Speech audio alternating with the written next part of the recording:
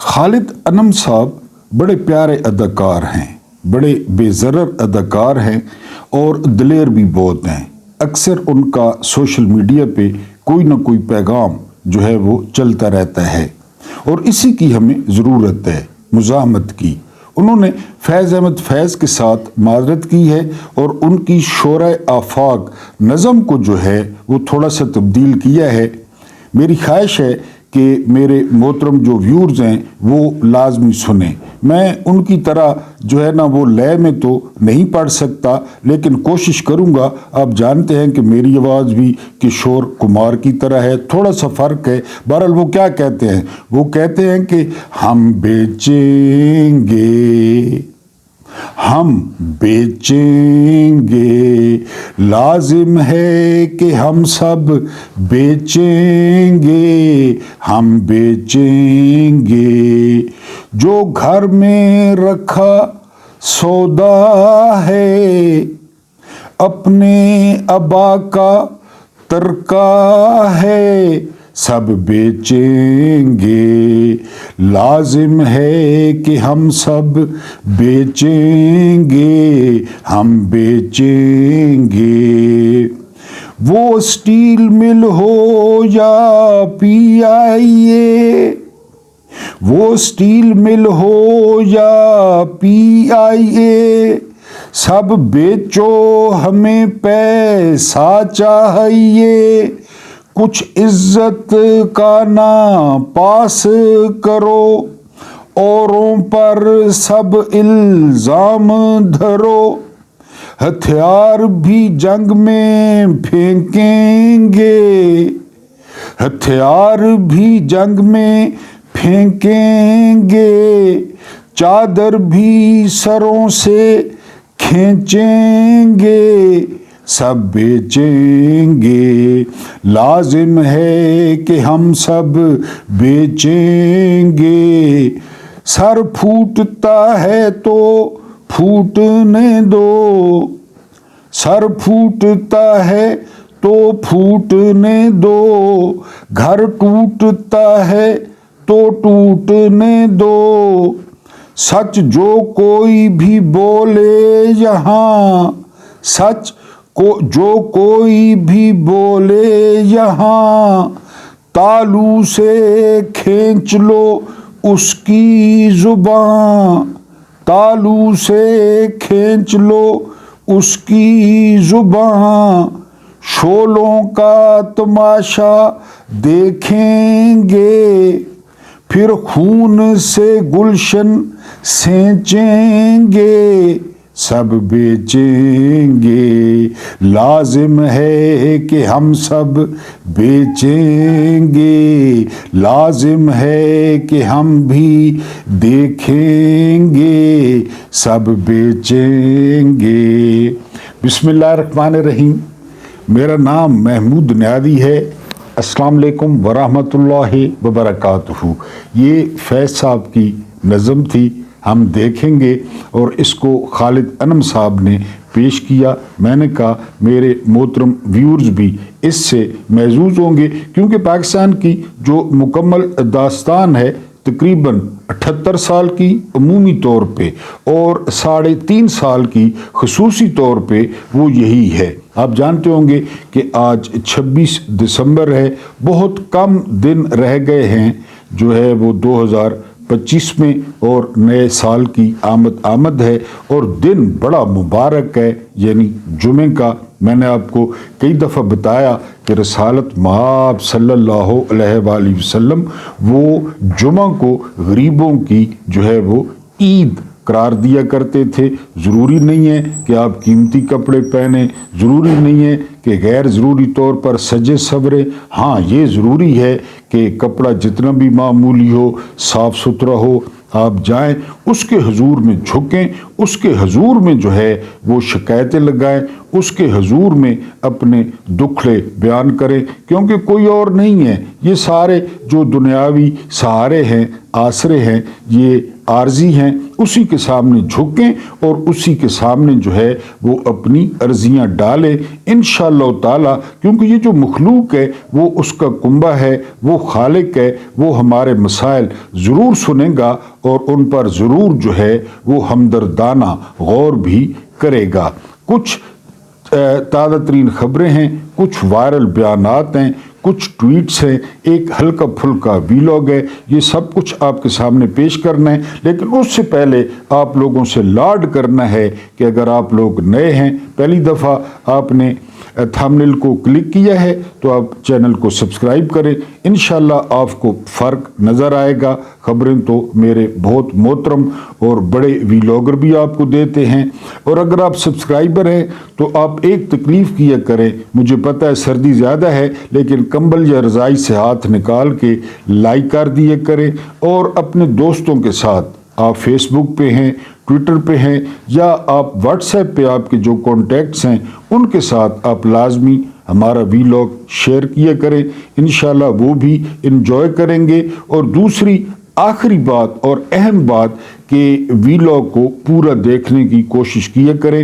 یہ ہوتا تھوڑا سا لمبا ہے لیکن میں کوشش کرتا ہوں کہ کوئی نہ کوئی چیز آپ کو نئی معلوم ہو۔ سب سے پہلی خبر ہم شامل کریں گے شہزاد اکبر کی۔ آپ جانتے ہیں کہ ان پہ جو ہے وہ لندن میں حملہ ہوا ہے، کافی مہلک قسم کا حملہ تھا، ان کی ناک جو ہے وہ ٹوٹ گئی ہے، ان کے چہرے کو نشانہ بنایا گیا ہے، لیکن کہا جاتا ہے کہ دنیا میں پر کیپٹا سب سے زیادہ جو کیمرے ہیں وہ برطانیہ میں لگے ہوئے ہیں، تو ہمیں امید ہے کہ وہ ادارے جو ہے وہ اپنی پوری تفتیش کریں گے اور ملزم کو یا مجرم کو جو ہے ضرور کٹہرے میں لائیں گے۔ شہزاد اکبر نے جو بیان جاری کیا ہے، انہوں نے کہا ہے کہ میں کام کرتا رہوں گا، میں آواز بلند کرتا رہوں گا، میں انسانی حقوق پہ بات کرتا رہوں گا، میں جمہوریت پہ بات کرتا رہوں گا۔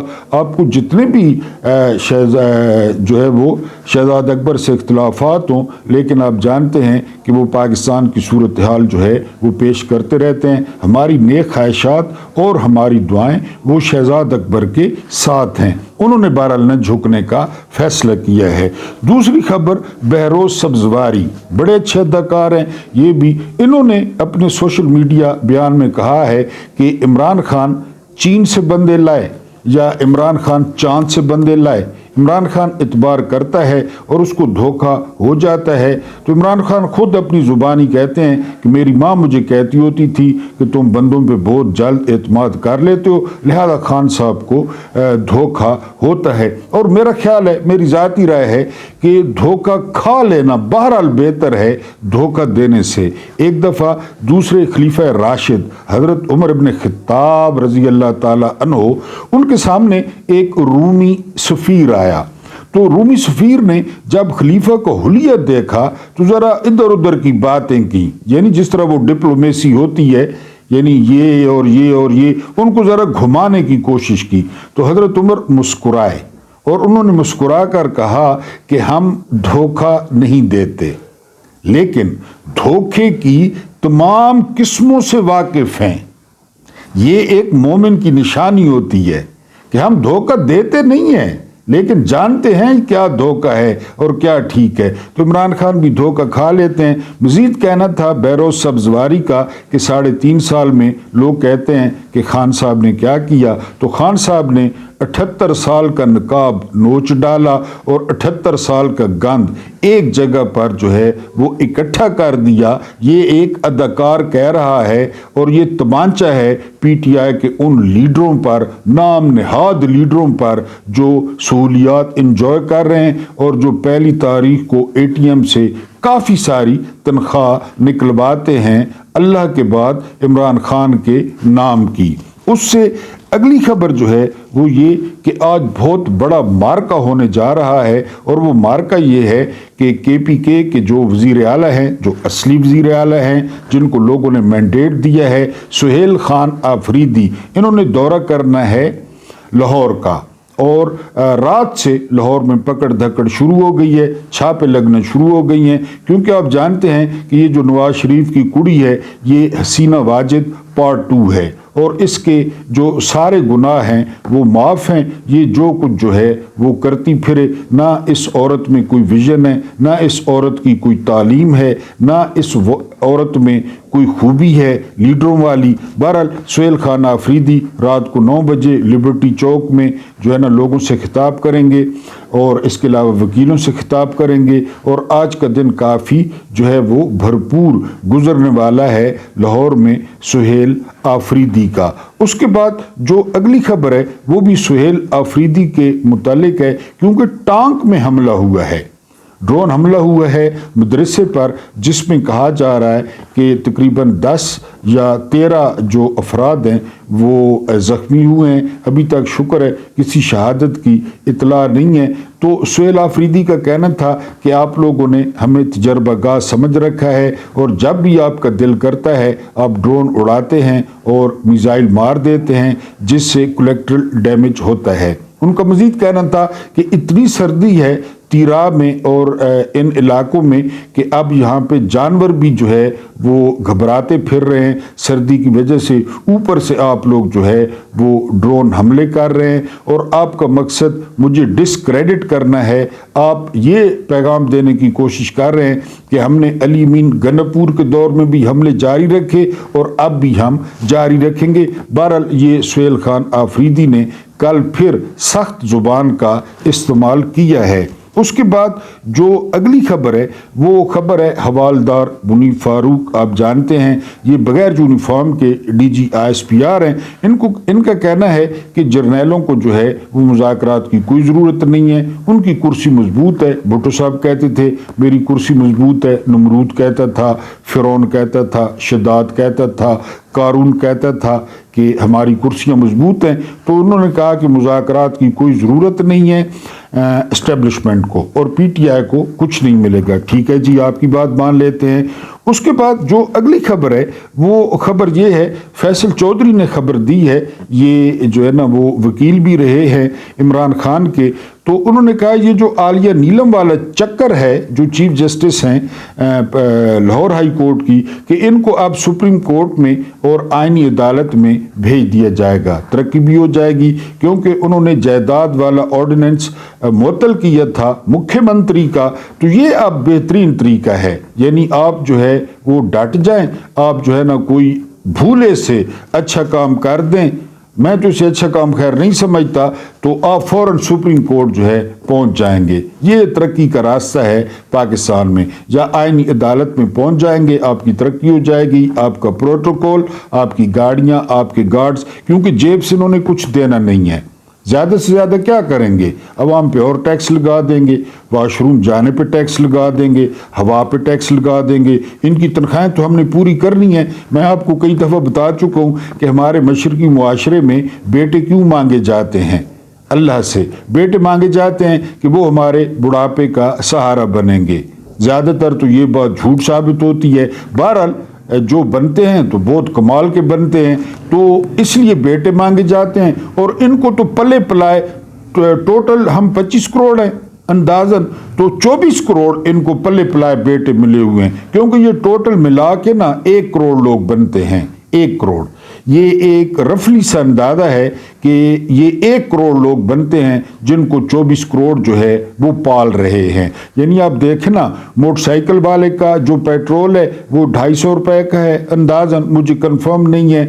جو V8 والا ہے جو تقریباً 4 کروڑ کی گاڑی ہے، اس کا جو پیٹرول ہے وہ 250 کا ہے. اس کے علاوہ حکومت کا فری ہے. تو یہ 24 کروڑ 1 کروڑ کو پال رہے ہیں، چاہے اس میں عالیہ نیلم ہو، چاہے اس میں یحییٰ آفریدی ہو، چاہے اس میں امین الدین خان ہو. کام ٹکے کا نہیں کرنا، ٹکے کا. یہ جو ہمارے بھائی، ہمارے دوست اور ہماری بہنیں یہ جو ملک سے باہر ہوتی ہیں، وہاں پہ جو یہ کام کرتے ہیں، کتنا کام کرتے ہیں، یہ کبھی ان سے پوچھیں کہ وہ کتنی محنت وہاں پہ کرتے ہیں اور پاکستان میں پیسے بھیجتے ہیں. یقین کریں کہ پاکستان اگر چل رہا ہے تو ان پیسوں پہ چل رہا ہے. اگر وہ لوگ پیسے بھیجنا بند کر دیں تو یہ ملک جس طرح دکان بند ہوتی ہے نا، اس طرح یہ دکان کی طرح بند ہو جائے گا. بہرحال عالیہ نیلم نے سٹینڈ لیا اور وہ جو ہے نا اب کہا جا رہا ہے کہ ان کو سپریم کورٹ بھیج دیا جائے گا اور جس طرح مکھن سے بال نکالتے ہیں اسی طرح ان کو نکال دیا جائے گا۔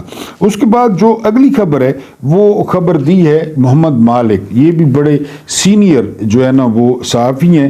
یہ کہتے ہیں کہ اس وقت جو پی ٹی آئی کی پوزیشن ہے وہ ون ون پوزیشن ہے۔ انہوں نے اس کو لیبوریٹ کیا ہے کہ حکومت نے مذاکرات کی دعوت دی تو محمود خان اچکزئی نے مذاکرات کی دعوت قبول کر لی۔ اب حکومت جو ہے وہ نہ مذاکرات کرنا چاہتی ہے اور نہ مذاکرات سے پیچھے ہٹنا چاہتی ہے۔ پھر جو ہے وہ شرط رکھیں گے کہ عمران خان سے ملاقات کرائیں، تو حکومت اب اپنے ابو جی کی طرف دیکھ رہی ہے کہ آیا ابو جی کی اس کو حمایت حاصل ہے، یعنی جو اصل حکمران ہیں جو جنرل عاصم منیر ہیں ان کی حمایت حاصل ہے اس بات کو کہ مذاکرات کریں۔ بہرحال محمد مالک کہتے ہیں مذاکرات کریں تب بھی ٹھیک ہے، نہ کریں عمران خان آلریڈی جیل میں، تو پی ٹی آئی کے لیے کوئی خاص پریشانی کی بات جو ہے وہ نہیں ہے۔ اس کے بعد جو اگلی خبر ہے یہ بھی ایک سوشل میڈیا پہ بڑا خوبصورت کلپ وائرل ہوا ہے، تو میں نے کہا آپ کے ساتھ جو ہے وہ ڈسکس کر دوں کہ 200 ملک ہیں دنیا میں، اس وقت 200 ملک ہیں، تو وہ 200 ملک وہ لوگوں کی زندگی جو ہے وہ بہتر کرنے کی کوشش کر رہے ہیں کہ لوگوں کی زندگی بہتر ہو، شہریوں کی زندگی بہتر ہو۔ دنیا کا واحد ملک ہے پاکستان جو کہ اپنے شہریوں کی آخرت پہ کام کر رہا ہے، آخرت پہ کہ ان کی آخرت بہتر ہو۔ یہ اتنا پسیں، یہ اتنا غربت میں جائیں، یہ اتنا جہالت میں جائیں، یہ گدی نشینوں پر ایمان لے آئیں، یہ مقبروں پر ایمان لے آئیں، یہ ان سے منتیں مانیں، اس کے علاوہ یہ اپنے بازوؤں پہ دھاگے باندھیں، گلے میں دھاگے پہنیں، سر پہ دھاگے باندھیں، ایسی ایسی جگہ پہ دھاگے باندھیں جن کا میں بتا بھی نہیں سکتا کہ ان دھاگوں سے جو ہے ہماری قسمت بدل جائے گی۔ اور یہ جو فٹ پاتھ پہ نجومی بیٹھے ہوتے ہیں ان کے پاس جائیں، ان کو ہاتھ دکھائیں، طوطوں سے فال نکلوائیں، یہ آخرت بہتر کر رہے ہیں۔ لی کوان جو بانی ہیں سنگاپور کے، انہوں نے ایک دفعہ نواز شریف کو کہا تھا کہ آپ لوگ کبھی ترقی نہیں کر سکتے، تو نواز شریف نے کہا کہ کیوں نہیں ترقی کر سکتے؟ اس واقعے کے راوی جاوید چودھری ہیں۔ تو لی کوان نے کہا تھا بھائی آپ کہتے ہیں ہمارا یہاں پہ عارضی ٹھکانہ ہے، لہذا ہم نے تو یہاں پہ رہنا نہیں ہے، ہم نے چلے جانا ہے، لہذا آپ موجودہ جو ہے وہ زندگی کو ٹھیک نہیں کرتے۔ حالانکہ ایسی بات نہیں ہے۔ آپ جانتے ہیں ریاست مدینہ کس طرح لوگوں کی دیکھ بھال کرتی تھی، کس طرح جو ہے وہ لوگوں کی ضروریات پوری کرتی تھی، لیکن لی کوان چونکہ ان کو پورا کانسیپٹ نہیں ہے دین کا کہ ہمارا دین جو ہے وہ کیا کہتا ہے۔ حضرت عمر کے دور میں جب بھی بچہ پیدا ہوتا تھا، جو ہی بچہ پیدا ہوتا تھا تو اس کا وظیفہ جو ہے وہ لگ جاتا تھا بیت المال سے۔ یہ تو یورپ والے اب بیچ رہے ہیں نا اپنی جمہوریت کو اور اپنے انسانی حقوق کو، تو ہمیں تو 1450 سال پہلے بتا دیا گیا تھا کہ انسانی حقوق کیا ہوتے ہیں، عدل کیا ہوتا ہے اور مساوات کیا ہوتی ہے۔ خلیفہ اور ایک عام انسان وہ آپس میں برابر ہوتے ہیں، وہ سوال کر سکتے ہیں، وہ سوال کا جواب لے سکتے ہیں۔ میں تو حیران ہوں کہ چار خلفاء کو استثناء کا خیال نہیں آیا۔ یقین کریں کہ اگر وہ استثناء لیتے، لائف ٹائم استثناء، تو کیا حال کرتے اس وقت ان کا جو ہے نا لوگ کہ آپ نے کیوں استثناء؟ جب ایک بندہ یہ پوچھ سکتا ہے دوسرے خلیفہ راشد سے کہ آپ نے یہ کپڑا کہاں سے لیا، آپ اتنے لمبے چوڑے ہیں، آپ کا کس طرح کرتا ہوا، تو استثناء پہ وہ کیا کرتے؟ لیکن یہاں پہ آپ جانتے ہیں استثناء لیا گیا ہے۔ ایک بار پھر تقی عثمانی نے تنقید کی ہے، تو بہرحال یہ کام جو ہے وہ عام بندوں کے ساتھ ساتھ علماء دین کا ہے کہ وہ سامنے آئیں اور کھل کر سامنے آئیں اور بتائیں کہ یہ خدا سے جو ہے وہ ٹکر لینے والی بات ہے۔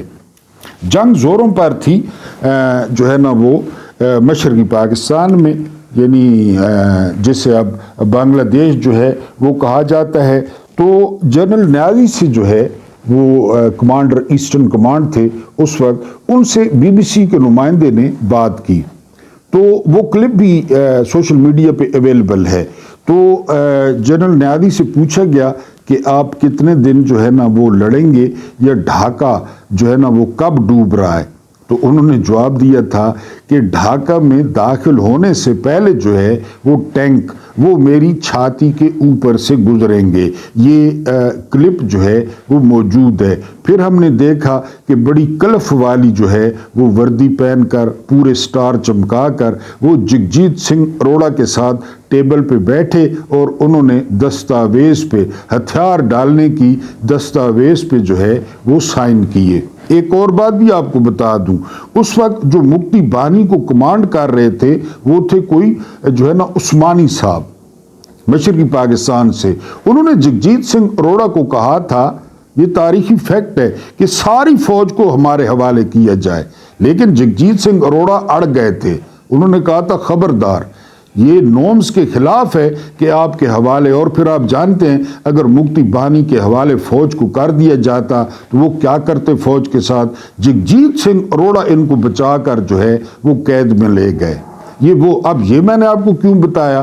یہ میں نے آپ کو اس لیے بتایا کہ ٹینک میری چھاتی کے اوپر سے گزریں گے. ہمیں کہا گیا کہ جی انڈیا نے ہمارا پانی بند کیا ہے، ہم اس کی سانسیں بند کر دیں گے. لیکن جو تازہ ترین خبر ہے وہ یہ کہ دریائے جہلم میں بھی روز بروز تبدیلی آ رہی ہے، دریائے چناب میں بھی روز بروز تبدیلی آ رہی ہے، ان کے بہاؤ میں تبدیلی آ رہی ہے. اور جو فیکٹس ہیں وہ بھی پاکستان کے ساتھ سندھ طاس معاہدے کے تحت جس کا انڈیا پابند تھا وہ شیئر نہیں کر رہا. ہمارا سوال یہ ہے کہ دریا تو بند ہو رہی ہیں لیکن ان کی سانسیں چل رہی ہیں، ان کو کچھ نہیں کہا گیا، ان کو تکلیف نہیں پہنچائی گئی. حالانکہ بریگیڈیئر صدیق سالک نے جب ہتھیار ڈالے اور ایک کیپٹن رویا دھاڑے مار مار کے تو حوصلہ دیا D G I S P R نے اس وقت کہ فکر نہ کرو جوان، ہم ان کو ایسا گھاؤ لگائیں گے کہ یہ ساری عمر یاد رکھیں گے. وہ گھاؤ کدھر گیا؟ ہم نے کون سا گھاؤ لگایا انڈیا کو کہ وہ ساری عمر یاد رکھے؟ اب ہمارے دریا آپ اندازہ کریں گرمیوں کی آمد یعنی شروع ہوتے ہی کیا ہوگا ہمارے ساتھ. بہاؤ ویسے بھی کم ہو جاتا ہے. تو D G I S P R صاحب سے پوچھنا تھا کہ ان کی سانسیں چل رہی ہیں، پانی بند ہو رہا ہے، اور اقوام متحدہ اس کو تسلیم کرتا ہے کہ یہ وار کرائم ہے. کسی کا پانی بند کرنا یہ وار کرائم ہے، یہ اقوام متحدہ کہتا ہے. تو پھر کس بات کا انتظار ہے؟ پانی بند کریں. یعنی جو اتنے زیادہ ڈھیر لگے ہوئے میزائلوں کے اڑائیں، ڈیموں کو ان کے ڈیم اڑائیں، پانی کھلوائیں. جس بات کی آپ تنخواہ لیتے ہیں، جس بات کے لیے قوم آپ کو پال رہی ہے، 24 کروڑ جو ہے نا وہ مزدوری کر رہے ہیں اور آپ کو پال رہے ہیں. آپ کے ششکے، آپ کے پروٹوکول، آپ کی گاڑیاں، تو کام آپ کا وہ ہے، وہ کام آپ کرتے نہیں ہیں. آپ ڈبے اٹھا کر لے جاتے ہیں، آپ عمران خان کی ملاقات نہیں ہونے دیتے، آپ عمران خان کی بہنوں پہ پانی پھینکتے ہیں، آپ کوئی بھی ایکٹیویٹی نہیں ہونے دیتے پاکستان میں، آپ جمہوریت لوٹ لیتے ہیں. تو اڑائیں بھائی، ڈیم اڑائیں ان کے اور پانی کھولیں پاکستان کا. اس بات کے آپ کو پیسے ملتے ہیں اور اسی بات کے لیے قوم نے آپ کو پالا ہوا ہے. بہرحال سانسیں چل رہی ہیں. اس کو آفتاب اقبال صاحب نے بھی رپورٹ کیا ہے کہ جی سانسیں تو چل رہی ہیں ابھی تک، بند کب ہوتی ہیں یا کون کرتا ہے یہ دیکھنا پڑے گا. اس کے بعد جو اگلی خبر ہے وہ رات کو بڑا عجیب و غریب واقعہ پیش آتا ہے. وہ اس طرح کہ احسن اقبال یہ پروفیسر ہیں، یہ نون لیگ میں میرا خیال ہے واحد میٹرک ہیں. تو یہ جو ہے وہ وسیم بدامی کے ساتھ لائیو ہوتے ہیں یعنی اپنے گھر سے. تو ان کے ساتھ بڑی انہونی ہوتی ہے. کوئی کمرے میں داخل ہوتا ہے اور کہتا ہے کہ بند کرو، اور کیمرہ بھی جو ہے وہ بند کر دیتا ہے. تھوڑی دیر بعد احسن اقبال جو ہے وہ دوبارہ نمودار ہوتے ہیں اور وہ کہتے ہیں کہ all is well، لیکن all is not well. وہ کہتے ہیں جی ان کا بیٹا تھا. لاکھ لعنت ہے ایسے بیٹے پہ. وہ لے جا آپ سنیں سوشل میڈیا پہ کہ اگر وہ بیٹا کہہ رہا ہے کہ بند کرو یہ صاحب اور آ کے مروڑ لیتا ہے موبائل کو. خالد جمیل صاحب رپورٹ کرتے ہیں کہ ان لوگوں کے گھروں میں اتنی نفرت ہے، نہ صرف عوام ان سے نفرت کرتی ہے، ان کے چہروں سے، ان کے جھوٹوں سے. لازم ہے کہ ہم بھی بیچیں گے، سب بیچیں گے. ہر گزرتے گھنٹے کے ساتھ پی آئی اے کے بارے میں ایسے انکشاف آ رہے ہیں کہ جس طرح سلطانہ ڈاکو پڑ گیا ہو کسی شہر پہ. یقین کریں کہ بالکل فری، بالکل مفت. یعنی ایک اور جو ہے نا وہ میں نے پہلے آپ سے عرض کیا تھا، رات کو پھر ایلیبوریٹ ہوا ہے. جتنا پی آئی اے پہ قرضہ ہے جتنا پی آئی اے پہ قرضہ ہے وہ حکومت ادا کرے گی. بتائیں آپ, بک گئی. اپریل میں نیا مالک آ جائے گا. اور رات کو کیا فرما رہے تھے عارف حبیب صاحب کہ جو غیر فعال روٹس ہیں وہ بند کر دیے جائیں گے. 64 روٹس ہیں پی آئی اے کے پاس, 64 کہ جی وہ بند کر دیے جائیں گے. وہ ان کے باپ کا راج ہے. عوام نامی کوئی چیز نہیں ہے اس ملک میں. یہ تو عوام کے اثاثے ہیں. یہ عاصم منیر کے باپ کے ہیں, یہ نواز شریف کے باپ کے ہیں. یہ اثاثے تو عوام کے ہیں. عوام نے بنایا ان کو, عوام نے کھڑا کیا. اس نظام اور اس نظام کے ناظموں کے ساتھ جو نفرت کا لیول ہے وہ اب جو ہے نا بوائلنگ پوائنٹ پہ ہے. اب رات کو جو ہے نا وہ احسن اقبال کا واقعہ نوٹ کر لیں کہ کیا ہوا اس کے ساتھ. ان کے گھروں میں یہ پوزیشن ہے, بقول اس کے اپنے کہ اس کا بیٹا تھا. بیٹا اس قسم کا بیٹا ہو تو اس بیٹے کو تو الٹا ٹانگ دینا چاہیے جو سفید داڑھی والے باپ کے ساتھ یہ کرتا ہے. اتنی نفرت جو ہے وہ ان کے ساتھ بڑھ گئی ہے, اتنی نفرت. اور ان کے گھر والوں کو پتا ہے بھائی یہ تو ہارے ہوئے ہیں, یہ سارے ہارے ہوئے. ان کے گھر والوں کو نہیں پتا کہ ہمارے والدین ہمیں حرام کھلا رہے ہیں, ہم حرام کھا رہے ہیں, ہم حرام کی فیسیں دے رہے ہیں پڑھائی کی, ہم حرام کی گاڑیاں انجوائے کر رہے ہیں. ان کا اختیار ہی نہیں ہے, ان کا استحقاق ہی نہیں ہے جب لوگوں نے ووٹ ہی نہیں دیے. یعنی بندہ ایک, یعنی میں ہوں, مجھے میرے حلقے کے لوگ 60,000 80,000 90,000 میرے لوگ جو ہے نا وہ مجھے ووٹ دیتے ہیں. اب میرا حق ہے کہ جو سرکاری سہولتیں ہیں میں ان کو انجوائے کروں, کیونکہ مجھے لوگوں نے, جس طرح وہ کہتے ہیں کہ جی 40 سے زیادہ لوگ جنازے میں ہوں تو اللہ پاک لحاظ کرتے ہیں, یعنی یہ بات ہے ایک. تو مجھے 80-90 ہزار لوگوں نے یعنی ہاں کی کہ ٹھیک ہے جی ہم اس کو بھیج رہے ہیں, اس کو جو سہولیات ملتی ہیں, جو گاڑی ملتی ہے, جو گھر ملتا ہے, ہم جو بھیج رہے ہیں ٹھیک ہے, ہماری بات کرے گا, ہمارے مسائل اٹھائے گا. یہ سمپل سارے ملکوں میں یہی ہے. یعنی آپ مجھے بتائیں, ابھی آپ کے سامنے 4 سال پورے کر کے گیا ہے جو بائیڈن, پورے کر گیا نا, اور ٹرمپ آیا, کمالا ہیرس ہار گئی. کوئی ایک واقعہ سنا کسی وزیر کا؟ کتنی بڑی طاقت ہے, کتنے پیسے ہوں گے, کتنا بجٹ ہوگا. کسی فوجی کا واقعہ, کسی وزیر کا واقعہ, کسی مشیر کا واقعہ. جو بائیڈن کا واقعہ, حالانکہ وہ لانتی بڈھا تھا, لیکن کوئی ایک واقعہ کرپشن کا, بے ضابطگیوں کا. یہاں پہ کیا ہو رہا ہے, 5,300 ارب کھا گئے. وہاں تو 1 روپے کا سکینڈل نہیں آیا, ورنہ ٹرمپ لانتی کو آپ جانتے ہیں, وہ جو بائیڈن کے کپڑے اتار دیتا کہ یہ دیکھیں جی انہوں نے کرپشن کی ہے. دنیا میں اسی طرح ہوتا ہے, اسی طرح. بہرحال احسن اقبال کے ساتھ کیا ہوا ہے, ان کے ساتھ یہی ہوگا. اب ان کے مقدر میں لکھ دیا گیا ہے, کیونکہ انہوں نے فارم 47 قبول کیے, انہوں نے پالشنگ کی, انہوں نے جو ہے نا وہ تسمے چبائے, تسموں سے لٹک گئے, تو پھر یہی ہوگا. آپ کے لیے خوشخبری ہے, زبردست خوشخبری ہے, اور وہ یہ کہ 50 سال بعد مبینہ طور پہ یہ جو ہماری ہے مری بریوری, یعنی اس کو اجازت مل گئی ہے کہ آپ شراب بنائیں, جھوم برابر جھوم برابر, اور برآمد کریں. ہمیں پیسے چاہیے, ہمیں پیسے چاہیے. الخبائث کہا گیا ہے, تمام برائیوں کی جڑ اس کو کہا گیا ہے, یعنی شراب کو. لیکن سنا ہے کہ 50 سال بعد ان کو اجازت مل گئی ہے کہ آپ شراب پیدا کریں, شراب بنائیں, اور دوسرے ملکوں کو جو ہے وہ ایکسپورٹ کریں, کیونکہ ہمارے پاس پیسے نہیں ہیں. پیسے, اور یہ پیسے کدھر جائیں گے, یہ بھی بھائی لوگوں کے پاس ہے. اسد درانی کہتے ہیں کہ ضیاء صاحب کا ڈی جی آئی ایس ہے, لیفٹیننٹ جنرل, کہ ضیاء صاحب نے شراب پہ پابندی لگا دی تھی تو بڑا جو ہے نا بے رنگ سا ماحول ہو گیا تھا. پھر ضیاء صاحب کے جانے کے بعد ایسا ہولے ہولے پھر شروع کر لی کہ چلو, تو آپ کو پتہ ہے بھائی میرا مطلب ہے. اس دن محسن بیگ کہتا ہے کہ جو وزیر خزانہ ہے وہ مغرب کے بعد مشروب پیتا ہے اور جھوم برابر جھوم. یہ وزیر خزانہ اورنگزیب آری صاحب, یہ محسن بیگ کہتا ہے. محسن بیگ جو ہے نا وہ رائٹ ہینڈ ہے فیلڈ مارشل کا. یہ حالت ہے. हमें पैसे चाहिए, शराब बनाओ, बेचो, लोगों को भी पिलाओ, खुद भी पियो। कि 50 साल बाद उनको कहा गया है कि आप सनती तौर पे शराब शुरू करें। तो बहरहाल जॉर्ज ऑरवेल, ये इमरान खान का नुस्खा है। जॉर्ज ऑरवेल का एक नॉवेल है एनिमल्स फार्म।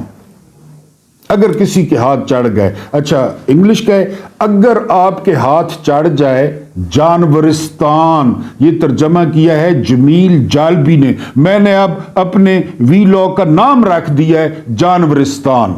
अगर किसी को इतराज हो तो वो लिख दे जानवरिस्तान। उसका तर्जमा किया है जमील जालबी साहब ने, मरहूम ने। अगर कहीं से आपको मिलता है ना जानवरिस्तान, एजुकेशन पब्लिकेशन वालों का है मेरा ख्याल है, कमाल का है, कमाल का जानवरिस्तान। ये जॉर्ज ऑरवेल का नॉवेल है एनिमल्स फार्म। और हुकूमत कौन करता है उस एनिमल फार्म में?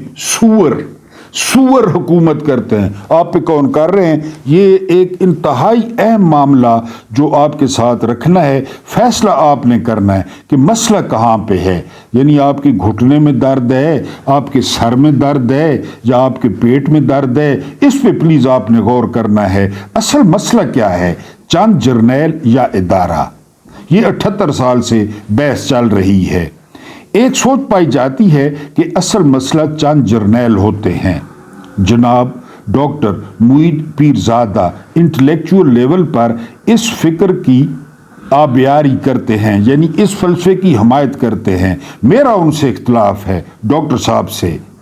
राय के इख्तलाफ का मतलब ये न समझा जाए कि मैं उनकी तालीम और तजर्बे का एहतराम नहीं करता। मुमकिन है कि वो मज़ीद वजाहत करें और मेरी सोच गलत साबित हो जाए। तो कहना सिर्फ ये है कि उस इख्तलाफ को एहतराम के दायरे में लिया जाए। तो बात शुरू करते हैं। सबसे पहला सवाल ये है कि इदारा क्या है?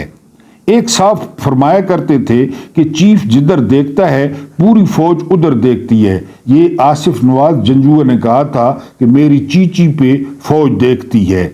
चूंकि अब मेरे प्यारे Shahaji chief of defence forces भी हैं, तो इसका मतलब ये हुआ कि वो जिधर देखेंगे, जैसे देखेंगे, पाकिस्तान की तमाम अफवाज उधर देखेंगी और उसी निगाह से देखेंगी। क्योंकि खुद कह चुके हैं चीफ साहब, ये बात इदारा खुद कहता है, तो हम इसे मान क्यों नहीं लेते? हमें क्या जरूरत पड़ी है कि उनकी सफाइयां देते फिरें?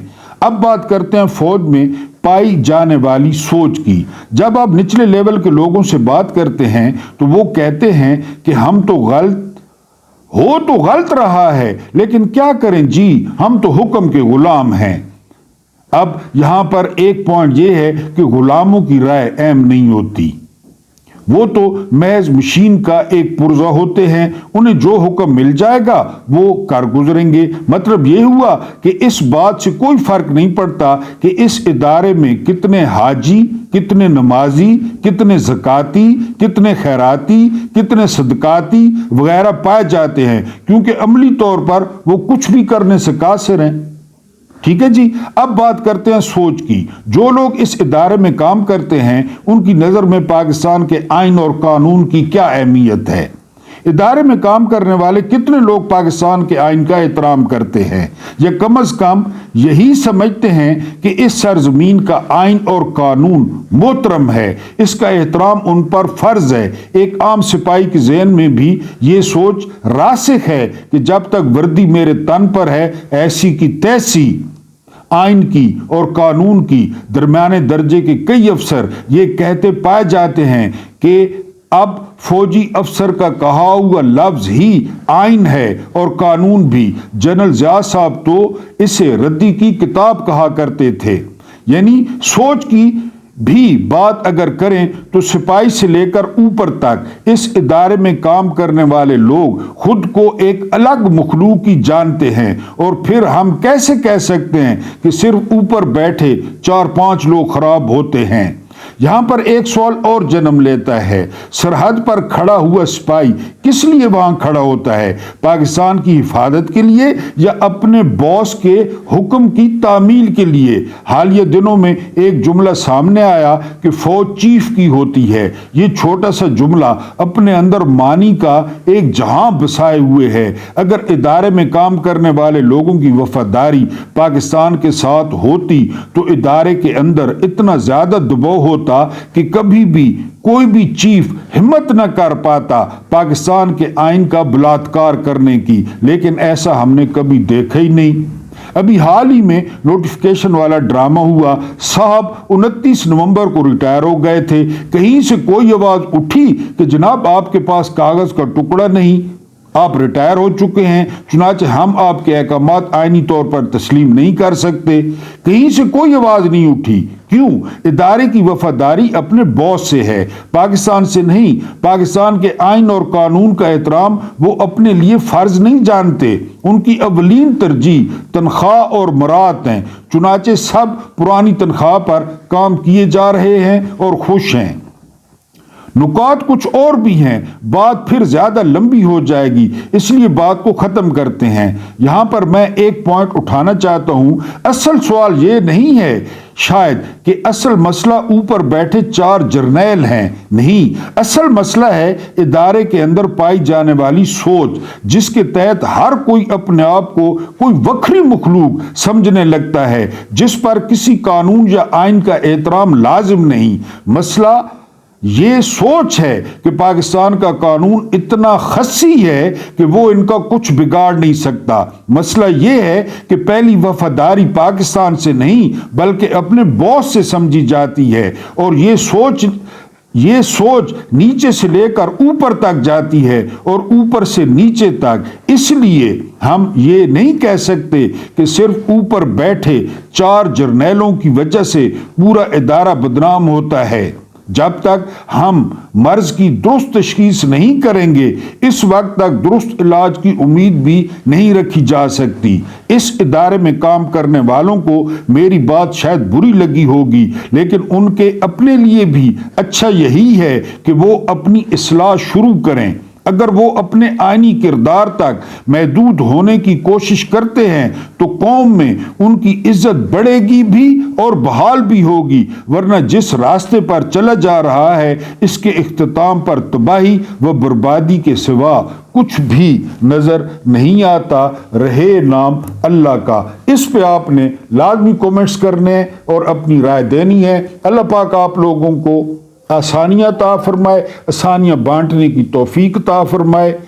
रब्बे जुल जलाल वाल इकराम मालिक यौमिद्दीन आपके और मेरे मरूमीन की मगफरत फरमाए, उनके साथ अदल का नहीं रहम करे और एहसान करे। मुझे बर्दाश्त करने का बहुत बहुत शुक्रिया।